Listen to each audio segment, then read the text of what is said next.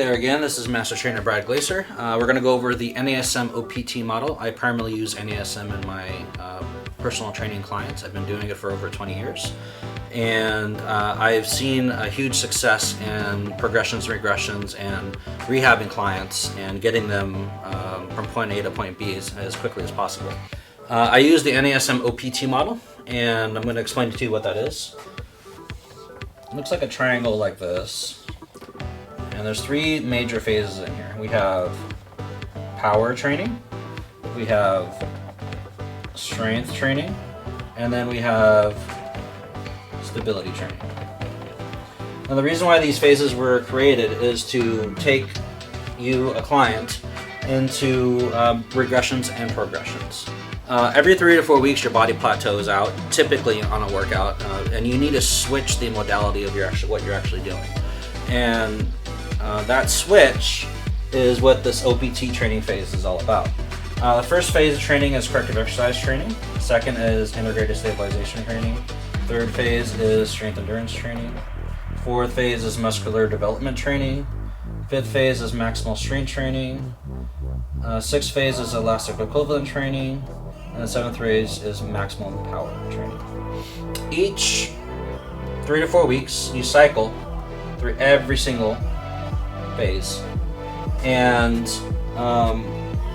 what this does is it helps you overcome plateaus, and it's more of a natural progression on getting your body more functional. So usually what we start off with is corrective exercise training. What we're trying to do is kind of really figure out where your body is right now and where it needs to be based off your muscle imbalances. And there are at every single kinetic checkpoint in your body, meaning your ankles, knees, hips, shoulders, lower back, spine, neck. Any of those joints can have a muscle imbalance. All a muscle imbalance means is one muscle's tight, the opposing muscle is possibly weak or overly stretched.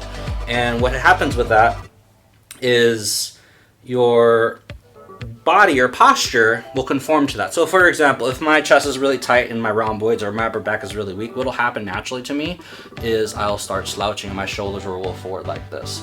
Vice versa, an anterior pelvic tilt, if my erector spinae and my lower back's tight and my hip flexors are tight, naturally my abs and my glutes are going to be weak. So what's going to happen is I'm going to get an anterior pelvic tilt, meaning I'm going to arch my lower back. And having any muscle imbalance puts your body in extreme stress on for example, your joints. It increases your chance of injury and joint pain. So what I want to discuss now is how do we find muscle imbalances in your body.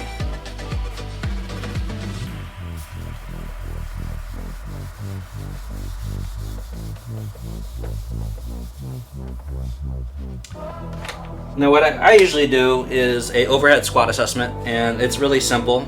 You look at yourself in the mirror, or I'll look at a client, and I will have them face on a frontal plane of motion, arms above the head, and I'm going to have them squat down as low as they can comfortably and come right back up.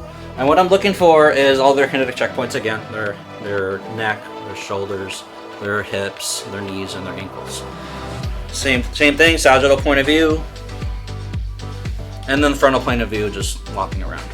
Now, ideally, your knees and ankles should be straight like they're on train tracks as you squat down.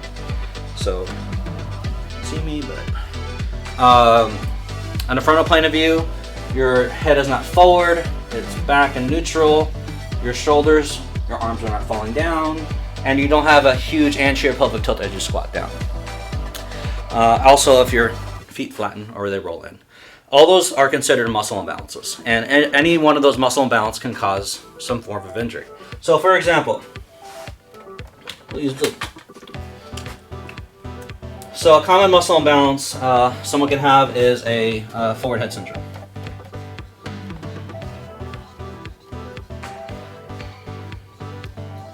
And all that means is that your cervical spine is forward more than it needs to be. And it tends to happen with people who sit at work all day in front of a computer, for example. They're always looking forward or looking down. And what happens is your sternocleidomastoids get really, really tight, and they end up pulling your head forward. The muscles that are weak are the exact opposite, is your deep cervical flexors in your neck. Also, medium lower traps will help pull your head back and shoulders back and down. So the muscles that are tight are sternocleidomastoids in the front of the neck.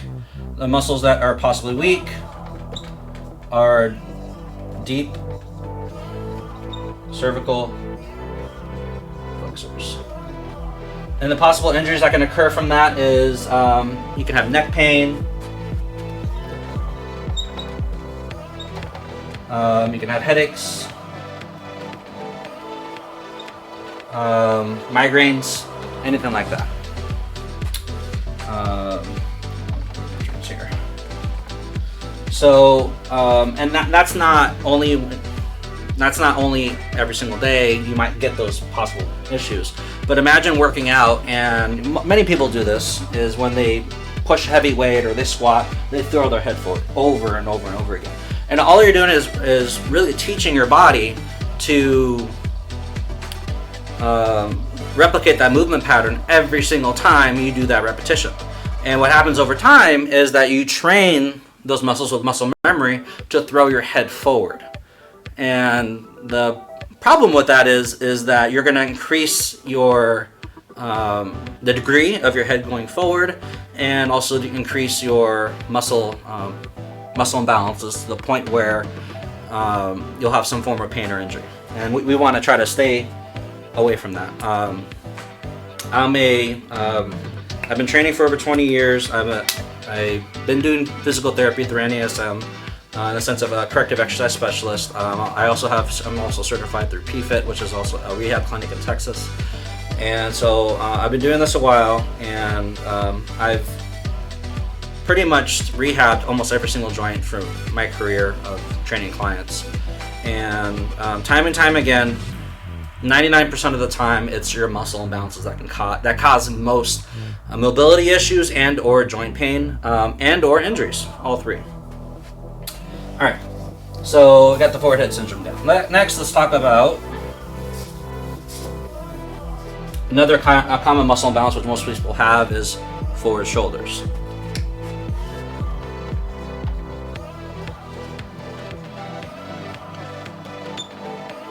All right, so forward shoulders tends to happen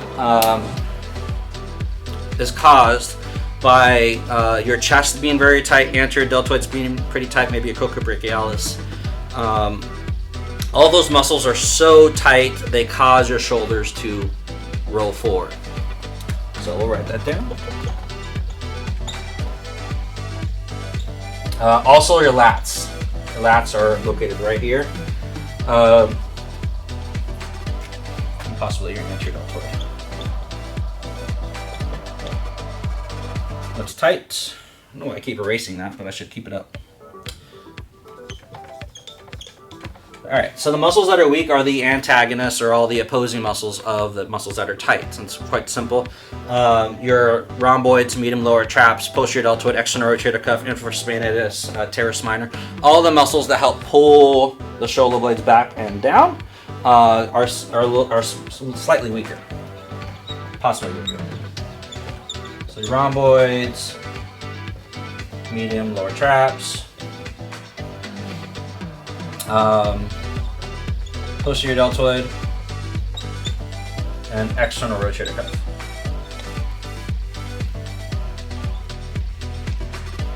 Now, the possible injuries that can occur from this.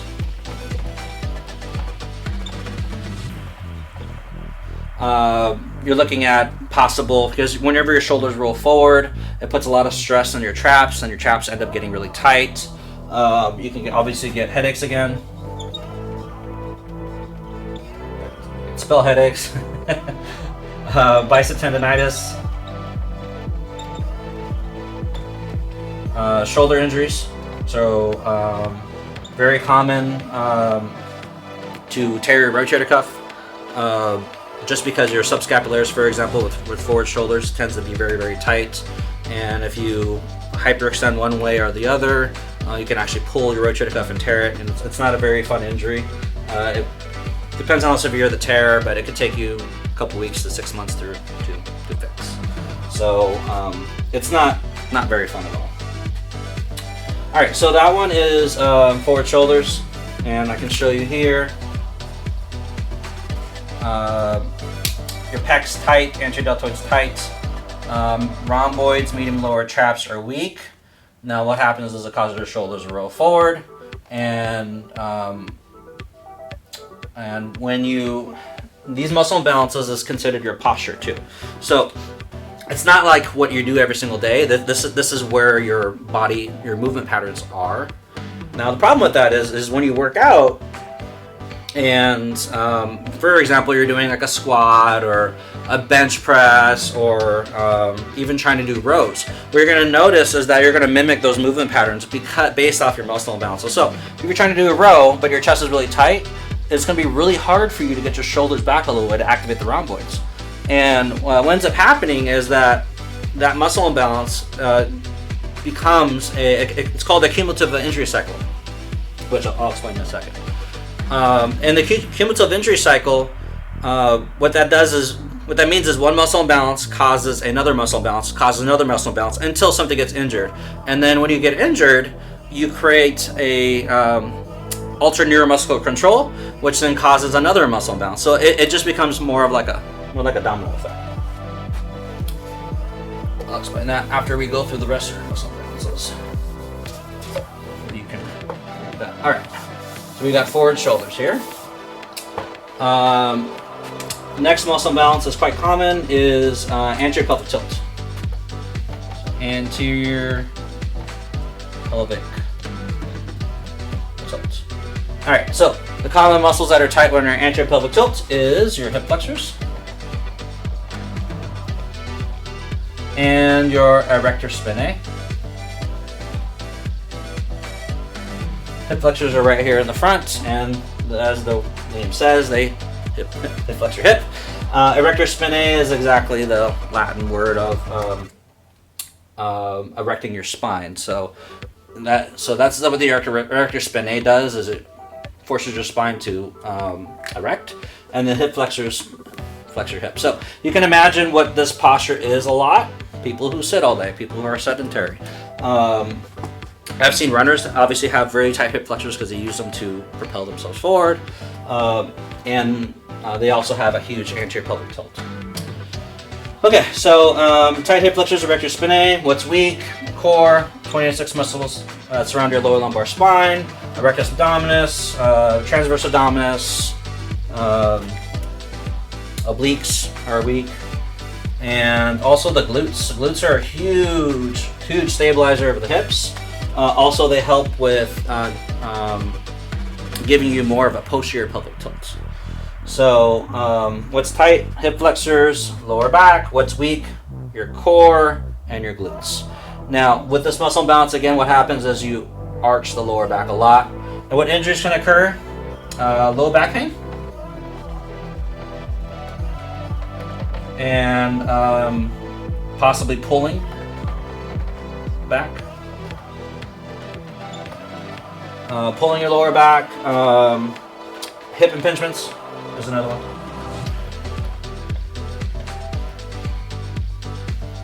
And if you have any of these injuries or pains right now, it's possible that you have anterior pelvic tilt. And the way to correct that, as I said before, there's a whole physical therapy program to correct that, which I have in my app, which is going to be free for everyone.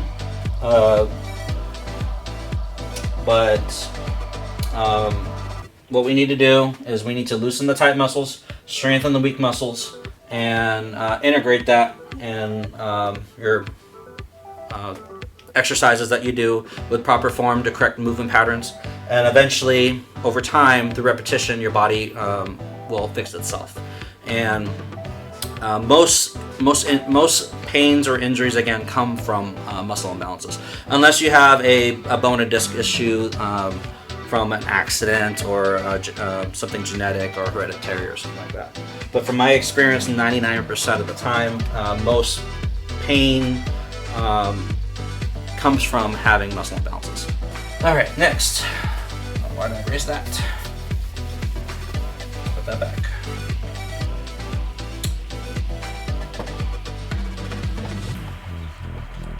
Okay, next muscle imbalance that I've noticed and see is knees rolling inward. So when you're squatting, your knees adduct like so, turn inward like this. And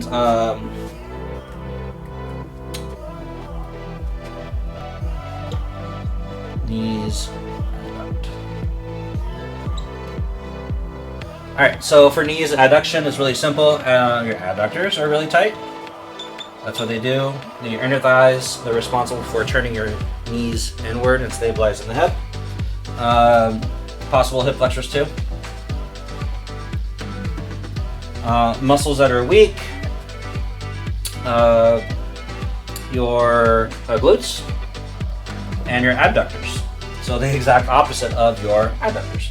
AB abductors is opening the knees, for example, or abducting. And then your adductors is the exact opposite, is closing. So the muscles that are weak are your glutes. Primarily, it's mainly your glutes, possibly your IT bands. It's not really a muscle, it's more a giant band of fascia and tendon. And injuries that can occur from that is knee pain. Lots of knee pain. Jumper's knee.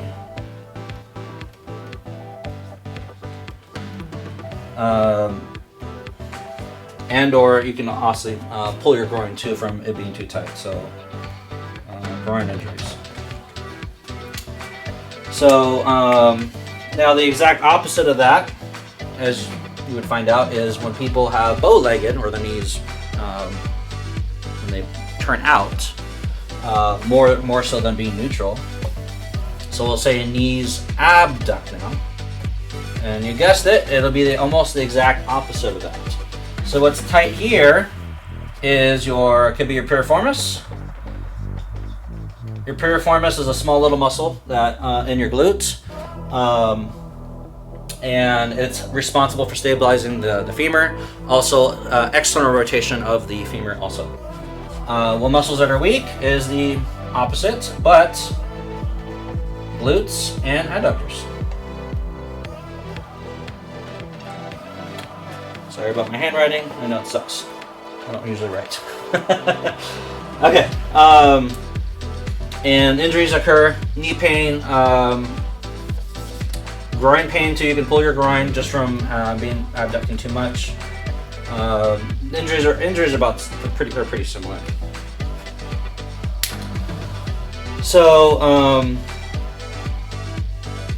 that is another muscle imbalance that you can have.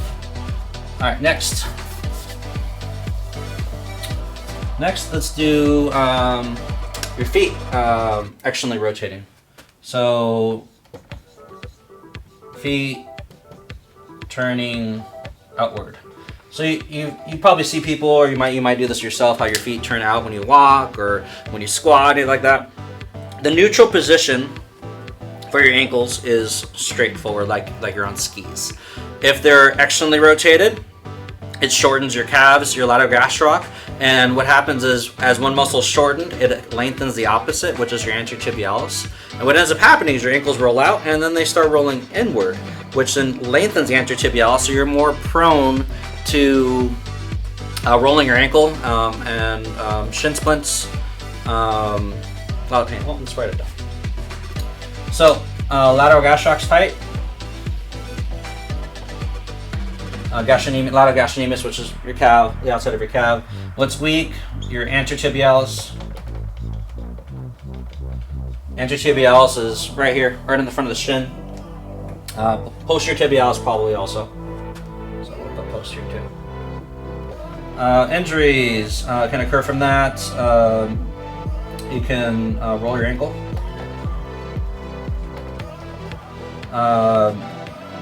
You can get shin splints. And the one that a lot of people get is plantar fasciitis.